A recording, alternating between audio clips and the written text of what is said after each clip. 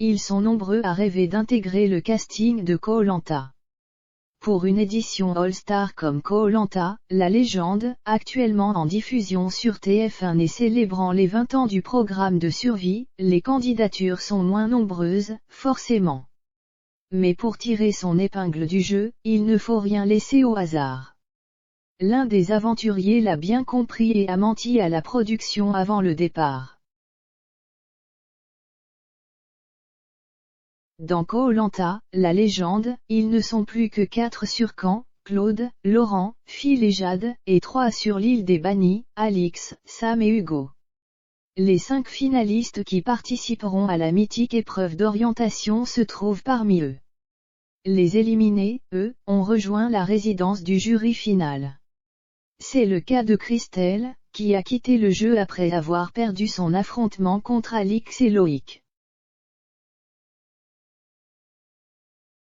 Jeudi 2 décembre 2021, lors d'un live sur Instagram, l'aventurière revient sur cette 3e expérience dans le jeu de survie.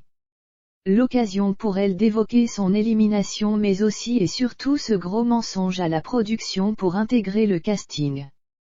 Quand on m'appelle pour me demander si j'ai envie de refaire Koh-Lanta, et spécialement pour les 20 ans, déjà je n'y ai pas forcément cru au départ.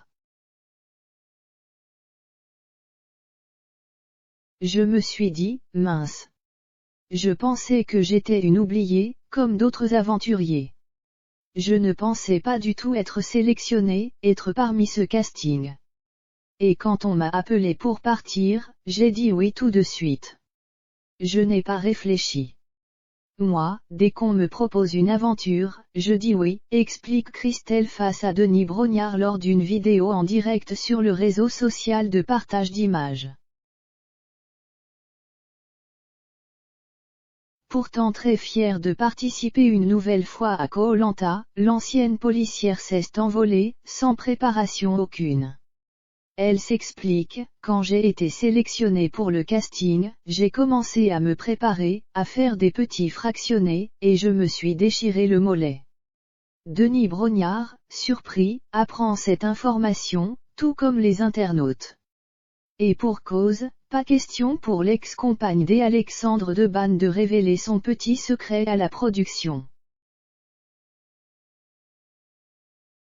Je voulais partir, et je ne voulais pas qu'on m'interdise de partir.